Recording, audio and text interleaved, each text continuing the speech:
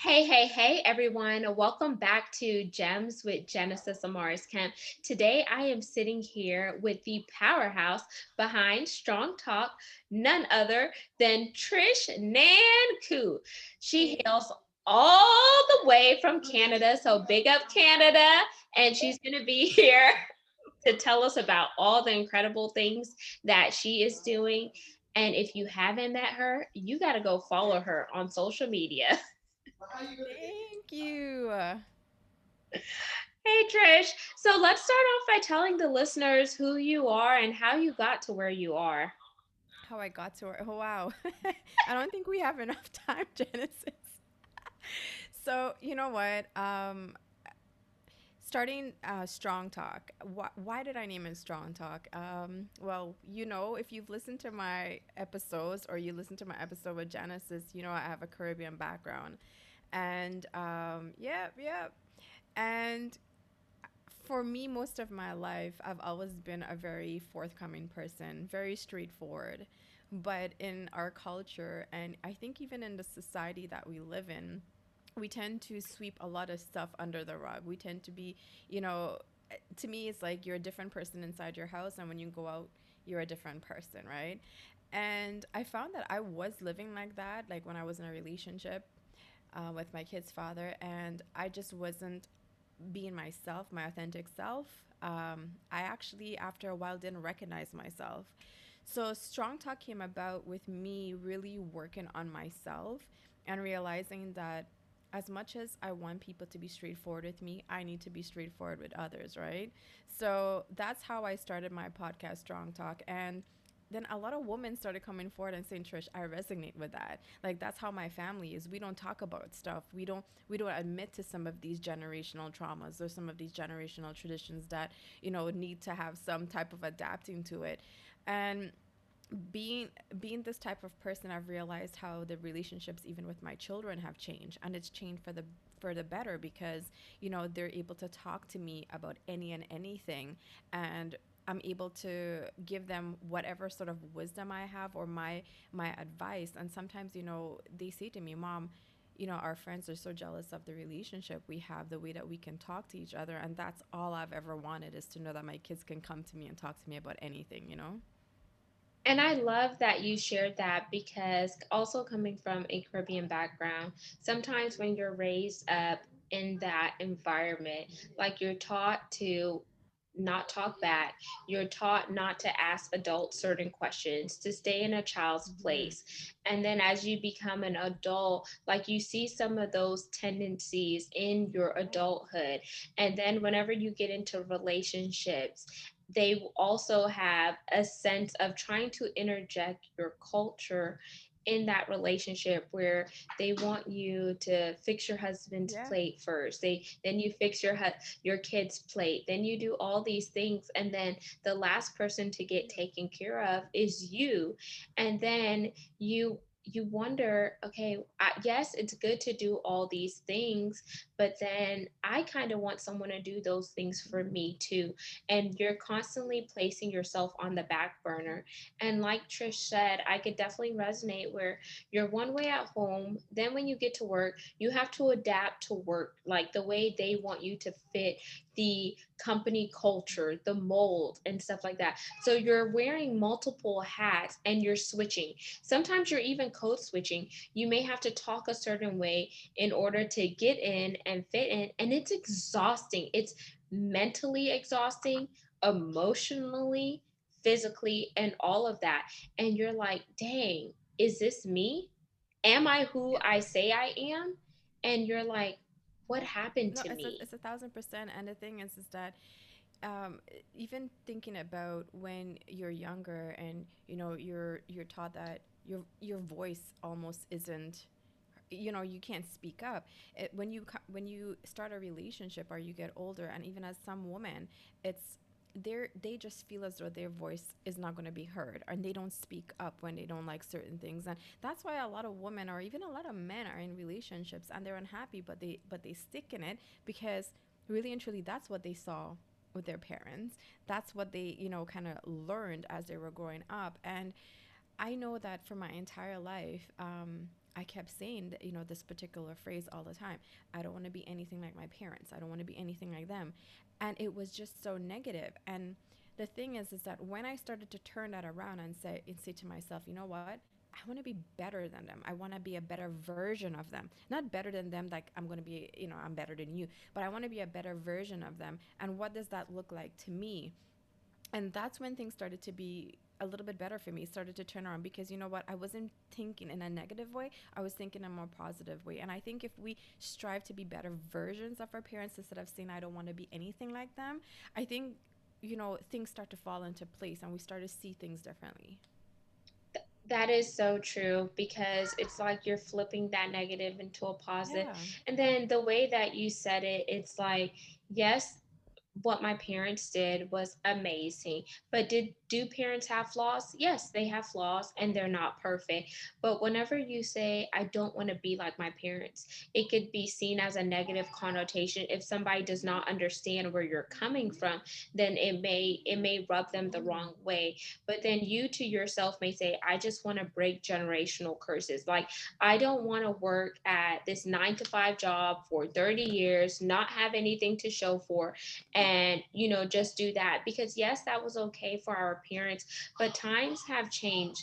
I feel like sometimes our parents, whenever they were raised in the Caribbean and they come here, they were so accustomed to a certain lifestyle that they didn't want to rock the boat. But then you see this new age generation where they're not going to take nonsense Yeah. from people. They're not going to let someone disrespect them, because at the end of the day, I'm an adult just as you're an adult. We don't want to put up with a society that does not make us feel Yeah. as if we're a human being, and we don't want to be demeaned. And we also want to make sure that we're building a legacy for our children and future generations to come, because what's the point of living if you're not really existing? Or vice versa, are you existing but not really living out your life to the And that's fullest? the and that is, you know what, you hit the nail on the head, because I feel as though for so many years, I am just existing here, but really and truly, what is my life like? What am I doing here? Like, what am I supposed to be doing? I just feel as though I get up every day, and this is how I used to feel. I just get up, go to a job that I would be driving, and I get a headache from going there, because I didn't it's not that I didn't enjoy, but there's some managers, there's some bosses that can really make your life miserable, right? Yeah. And I think the best thing for me last year was when I got laid off, and and I got sick. I was so sick for the entire year, for most of the year. And that really put a lot into perspective for me. It really put, Trish, are you doing what you really enjoy? Like, even podcasting, I don't think that is my purpose, but it's something that I enjoy because I'm meeting people. I am still trying to figure this out. And when I look back at myself, it's like, I'm 43 years old, and why am I still trying to figure this out? And I kept thinking that something was wrong with that. But that's because society makes me feel like at 43 I'm supposed to have a husband, a big house, nice car, travel the world, a certain amount of money. That's what society makes me feel like I'm supposed to have. But really and truly, I know that there's people in their 50s, 60s, 70s, my parents, grandparents, that, you know, didn't live their life the way that they wanted to live because of society, because of generational trauma, or whatever the case may be. And I don't want that for me. I don't want to teach my children that. So I've said to myself, and I said this to you before in our conversation, there's a lot of women out there who are single mothers like myself, right? And we're trying to make ends meet, and we're trying to prove ourselves to other people, even to ourselves, that we can do it, that we're sometimes so scared to do things that are out of our comfort zone. So for me, like, I loved art. I love doing certain things with art. And I said, maybe I should try investing a couple $100s into something that I really want to try, but can I afford it? And I said to myself, if I keep asking myself if I can afford it, I'll never do anything, because you're always going to have that negative thought. I'm like, I just have to do it. And I felt as though it's me at 43 going to start new things. Like, what am I trying to do? And I thought about it the other night. It's like, that's me just trying to get things out instead of suppressing it. That's me wanting to be who I really am. And why am I suppressing who I really am? Because these are things that I enjoy doing. I know before, a few years ago, it was about how much money I can make. It was the title of my job. I needed to make sure that my title was, it says it all, because, there's people who have doubted me. But the one person who doubted me the most was me. And I stood in my way. So I also want to say to women out there, it doesn't matter if you're in your 40s, even your 50s or 60s. If you get up one day and you realize that you always wanted to, I don't know, paint or get a motorcycle. Like I've always liked motorcycles. I'm actually going to go for my motorcycle license, okay? It's not a midlife crisis. People are going to say, "Yo, she's going through a midlife crisis." No, it's not a freaking midlife crisis. It's me, getting up and doing the thing that I always wanted to do or want to do. There's limits though. Mhm. Yeah, and I just love how you really broke that down and how you shared your true self there, Trish. Because yes, we both got laid off last Yeah. year, and and I could feel you. It's like a weight lifted off of your shoulder because you worked somewhere for so long that you felt suffocated, and in that job, you I've always had that security of a job and benefits, right? yes. And when you don't have those jobs and those benefits, it's like, damn, like what's next? But then you also find some freeness and you find some peace of not checking in to someone else's Mm-hmm. dreams and legacy. And you find time to really listen to your inner thoughts and Yep. figure out what it is that you want to do, what makes you happy, and then you start to get become one with yourself and get closer to your purpose and fuel your passion. And one thing that you mentioned was that you were 43, and I hate when people try to tie things to age, because to Yeah. me age is nothing but a number. And no matter how old you are, as long as you are doing what's best for you, Yeah. you're walking into your personal visions, your goals, your dreams, Hmm. and you are making your personal boss moves for your life, Yep. then you're doing something. Stop looking at what social media is saying and what society is saying, because if we keep looking at the outward and the Hmm. external factors, then we're always going to have that internal doubt and Yeah. fear that causes us to remain stagnant when the world needs us to show up, show out, and Hmm. be who we were designed to be. Each one of us was uniquely created for a reason, but there's so much pressure from the outside that is trying to narrow in and shrink us down to be something that they want us to be. But at the end of the day, you have to say, who am I? Who is And that's the Trish? question. And that's the question. And, I go back into my journals that I've had for years, and I look at it, and it's the same shit that I've written over the years, and it's how I've been feeling. And I'm like, why are you feeling the same way today that you felt in 2005? Like, why hasn't there been any progression, right? And I realize is that I have control of how I let and how I allow people to treat me. I have control of how I think about myself as well, because I am my worst enemy. I put myself, the way that I talk to myself for years before, even sometimes now I have to pull myself up on it. It's not very healthy. And you talked about social media and influences. Like for me, on my social media, my Instagram, I'm more active on my Instagram, which is StrongTalk. um, if you look at my posts lately, it's a lot more about my podcast. And sometimes when I put pictures of myself, there's actually a caption as to what I'm trying to say. I'm not trying to promote a bag or an outfit or anything like that, but I'm trying to promote what I'm going through mentally. Because for me to get to that point to taking pictures, it took a long. A lot of people don't know my story, but I don't have a lot of pictures of myself going back in my 20s or my 30s, because I didn't have that self-worth, because of how other people made me feel, because of how I saw myself.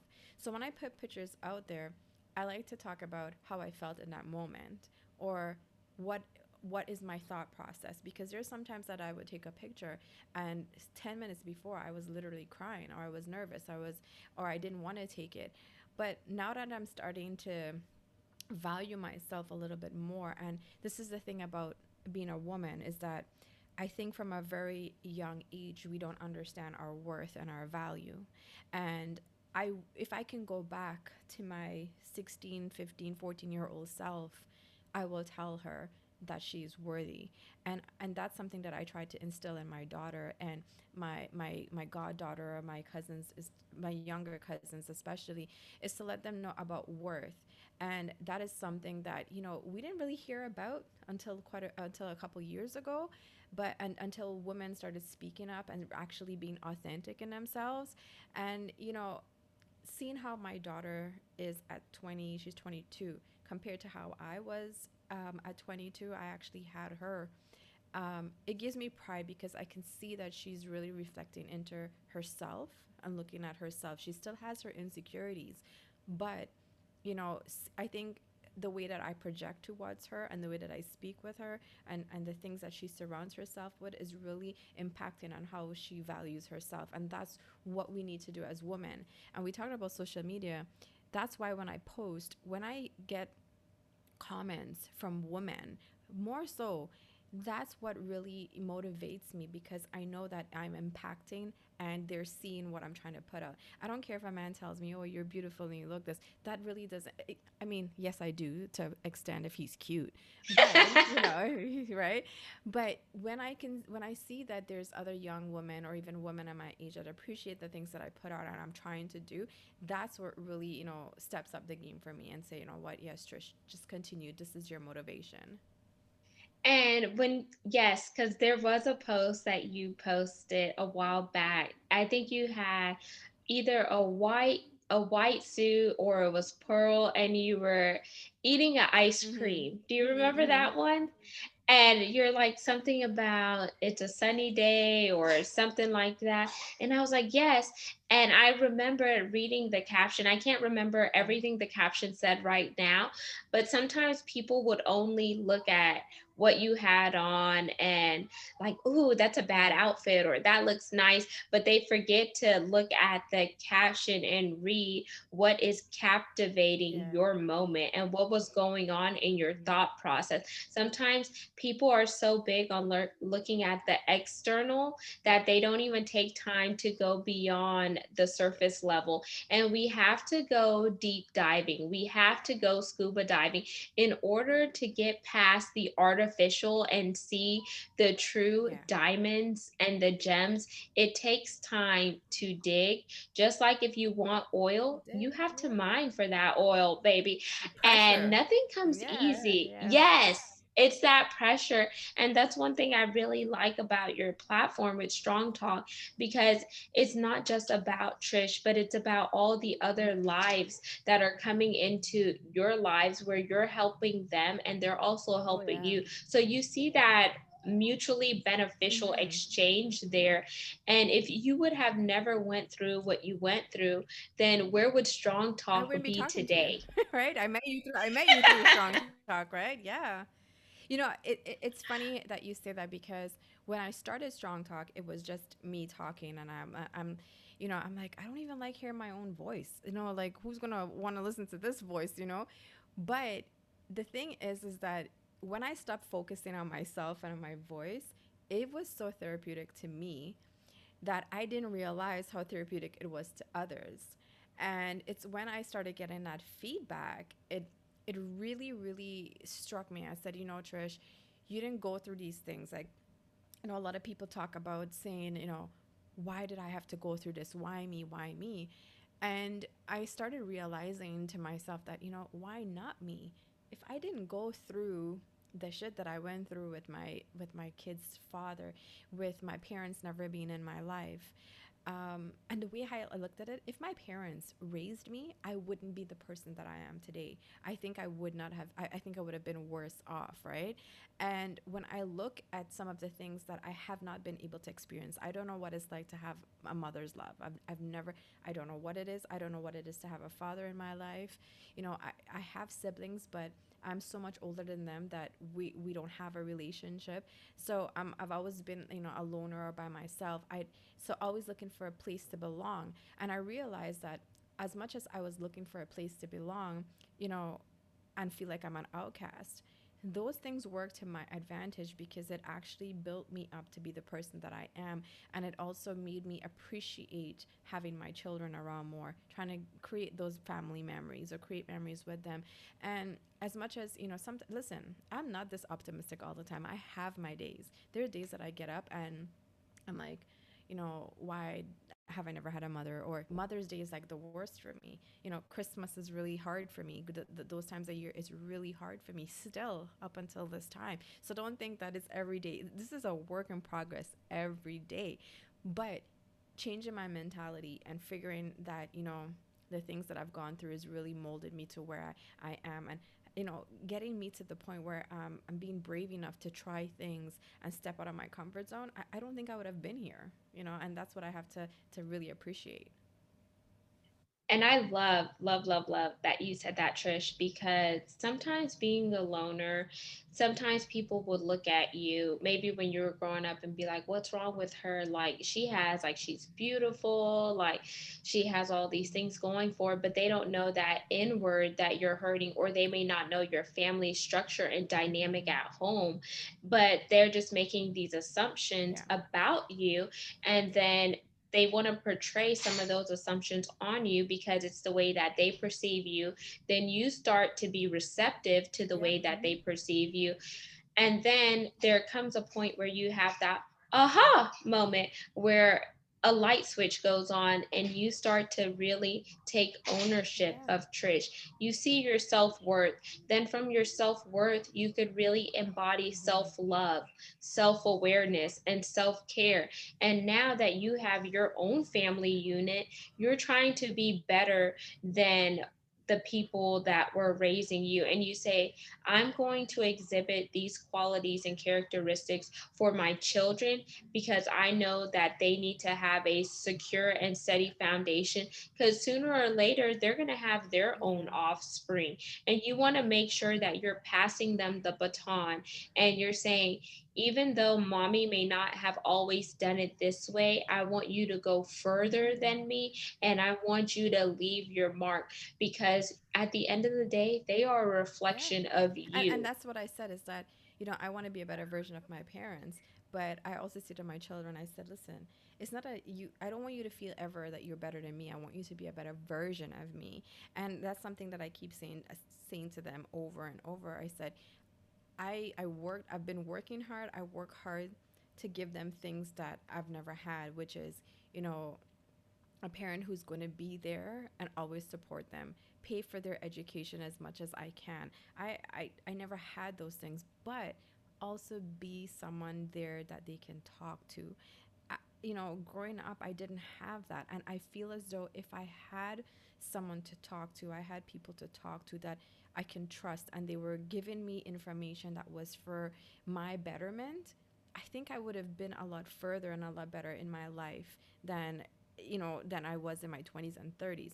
I'm not going to dwell on that because you know what, it's never too late to learn, but you know the lessons that I see now or that I'm learning now, really opened my eyes that having support, having a solid foundation, having family who really helps you to be grounded is so integral and so important. Right? A lot of people say, "Oh, some you don't need family. Friends could be more your family."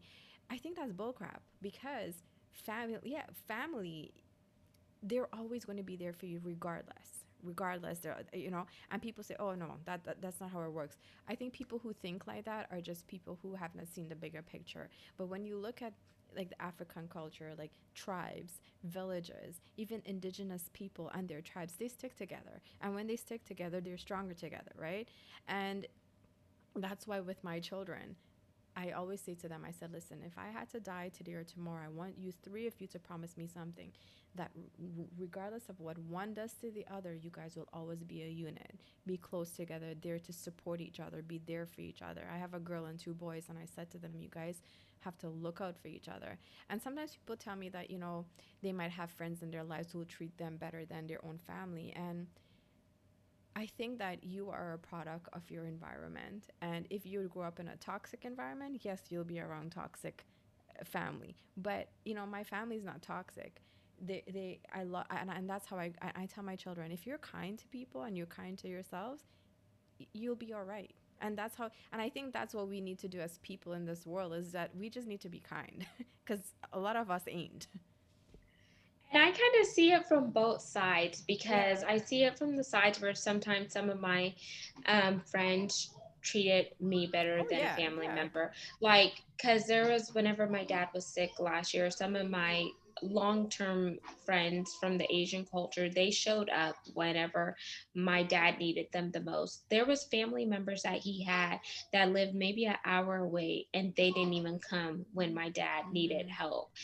But then I said, you guys talk about this family, and from a Caribbean background as well as a South American background, you portray that family should be Yeah. very strong. But then whenever When it somebody comes to it, is down and out, you're, where are you to be found? And so I found myself being bitter a little bit.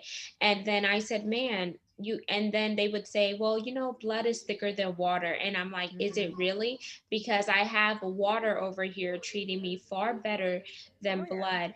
And it's like sometimes you could be raised in that strong unit and you know what those values are, but then whenever you get outside of your family unit, outside of your culture, you begin to waver because you lose sight Mm-hmm. of what you were taught and how you were brought up. And then your identity is tainted because you're so busy trying to keep up with the Jones and appease people that will never truly validate you. So whenever you said that, I was like, I could see both sides And of that's it. the Like, Caribbean culture too. Like I always say to myself, I feel as if the Caribbean culture, the black culture, it's one of those people I see in society that do not support each other as much as you would see like the Asians, the Europeans, um, and so yeah, I know you can see it from both sides, but then again, it comes that generational trauma. We're talking about, people who are coming from the Caribbean who are not trying to adapt to the way that the culture is now and how it's evolving, right? So that's why in my pursuit of trying to be a better version is that I've identified my faults. I've identified I'm trying to work through my generational trauma, trying to end it here so that even though my children, and I'm not saying my children are perfect because they went through a lot of trauma with my relationship with their dad, but it's trying to work through it, talk about it, don't neglect them because that's what my parents or their parents did back in that day. So it's trying to evolve and just be better. And that's why I said it's to be better versions. So I'm not, so yes, let me tell you, yes, my family has drama. Trust me, it's not just yours, okay? It's not just yours. There's drama in every family. But, and I'm not saying I'm going to let anyone walk all over me. It's that I look at things a little bit differently now. There's family members beefing with one another. I don't get involved, but I still talk to everyone. That's not what you and you did is not my business. If you need help, and this one doesn't like that I'm helping this one, that's your problem. I'm still going to be there for them. So I think it's just a mentality thing. And to me, life is just too short to have all of this confusion and drama. Let me tell you something. Funerals and weddings was when you see the most drama in families, okay? And hmm I tell my kids, listen, just be kind. I know that my daughter is just a lot like me. She's like, "Oh, mom, I don't want to deal with people." I stay away from a lot of it, and I'm not saying that family, yes, the blood is thicker than water, but they're family. And at the end of the day, it's how you perceive and how you want to be that I like you need to be the change you want to see, and that I strongly believe that. So then, Trish, now that you have this great platform, you're out there helping people, you probably have other things that you're working on behind the scenes. Like, who knows, the artist side of you emerging, artist, Yeah. fashionista, and stuff like. So, what is next for What is Trish? next? Because you are a powerhouse. Ah! So I am doing a show that I'm going to be launching with a co-host. It's going to be called The Black Phoenix. I am meeting people that it's they're pushing me to come out of my comfort zone, which I really appreciate. And like I said to you before, art just being like I have all these. Let me tell you, I was up till 4 o'clock a couple nights ago, just having all these ideas come to mind, and I'm like, it's keeping me up for a reason, and I need to get it out. So there's certain artworks that I wanna work on that I keep saying to myself, why, but it keeps nagging at me that I need to get these things out of my head. So when I talk about artwork, I'm talking about like sculptures. I'm talking about doing things that I have in my mind that I want to put out there. But also, I want to meet with other women. There's I'm learning more about indigenous people because of, I don't know if you heard about the mass grave sites that were found in Canada with indigenous children. I think they said majority of them are children, but Oh, wow. we don't learn about these things because of the residential schools for that they had for indigenous people. There's things that I'm learning more about now that I realized that the atrocities uh, I don't want to that Caucasian people have done in the past, for many hundreds years, it's coming to power right now. It's coming. It's rising now, and I think that there's just so much to learn. There's so much to do. So meeting people and growing more as an individual and learning about other people is what I'm really focusing on right now. That's great because while you're learning and acquiring this knowledge and you're in your becoming more of yourself Mm-hmm. phase, and it every time I hear you speak, it reminds me of the book Becoming by Michelle Michelle Obama. Yeah. Obama. Yes, because you are becoming more and more of Trish, I who see Trish myself is. more now. Yeah. You know what? I'm so glad that you said it because I'll tell you, if you asked me who I was, like maybe even 2, 3 years ago, there were times I looked in the mirror and I didn't know what to say, who I was. I didn't recognize myself. But I cannot tell you how proud I am of. I'm very proud of the woman that I am because there's so many things that I've learned about myself over the year that I would literally look at myself and say, you know what, you're a good woman. And before, I wouldn't have admitted that because to me, we're taught that if we say that or we talk about ourselves, that we're being cocky or but it's not. It's that I recognize that I am truly a good person. And it's because I'm learning so much about myself that, it surprises me that I was so hard on myself for all these years. Mm. That's great because you really see yourself, the inward part, and it's like Yeah. you're getting a look at your soul. Your Yeah. soul is going through a rebirth. You're going through your period of reset. You're being refreshed. You're Yeah. being rejuvenated. You're being recalibrated.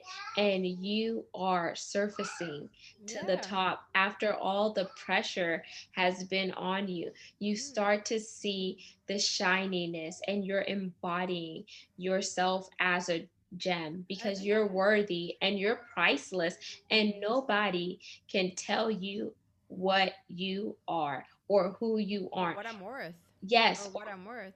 And let me tell you something. I'm 43 and I never really wore a bathing suit because I was very insecure about my body.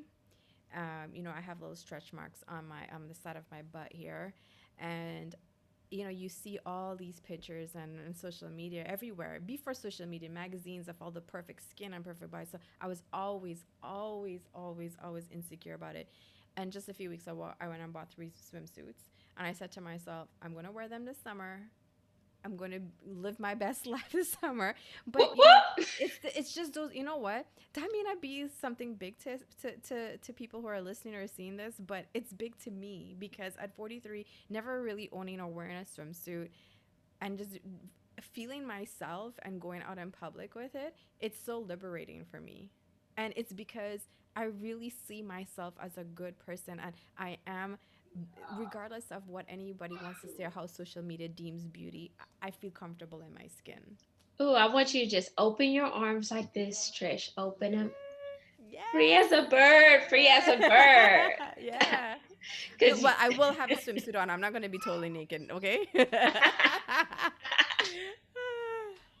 hey, whatever works for you. You know what I say? YOLO. You only live once. So if you want to be free as a bird, free as a bird. Yeah. Oh, I will be free, but not that free.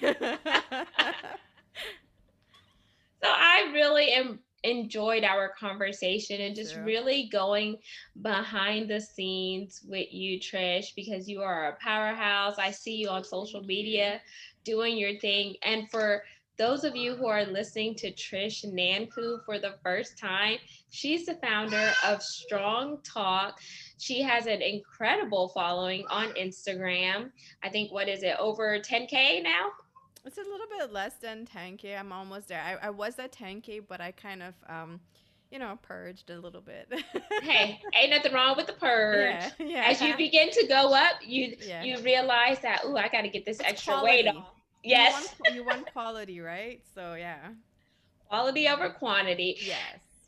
And she's just amazing. And I've gotten to talk with Trish a few times on her platform. We've had like girl chat or whatnot.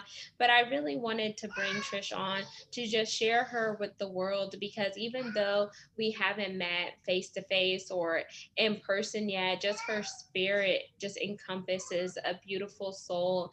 And we're in different age brackets, but we're learning together, and we're Yes. looking for ways to complement one another, not compare against each other. Or not compete, but you know what, learn from one another, right? Because just because I'm a bit older, just a bit, doesn't mean that I haven't learned from you. So it's Whoop, not whoop. about yet. Yeah. Don't say, oh, just say season. You're You seasoned. see, well seasoned. I'm well seasoned. I've been marinating.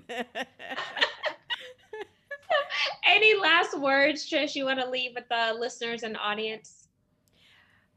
One of the biggest things that I've learned in my life so far is that, be kind to not just yourself but to other people, because that goes a long way.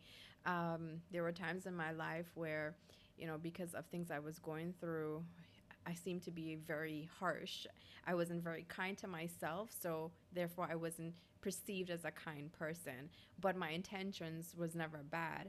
And once I started being kind to myself, my relationships, my conversations with people changed. So I would just say, that has really helped me in decisions that I make, has really helped me with relationships. And when I say relationships, I'm not talking about with another man. I'm talking about relationships with family, with friends, professional, regardless. It's really helped me. So just, be kind to yourself and be kind to others.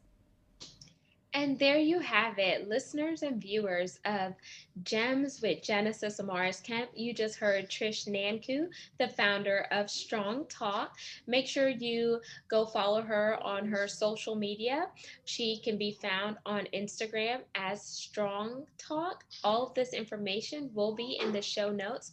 And if you like what you heard, make sure you subscribe and hit that icon so you can stay plugged in for other powerhouses that will be on.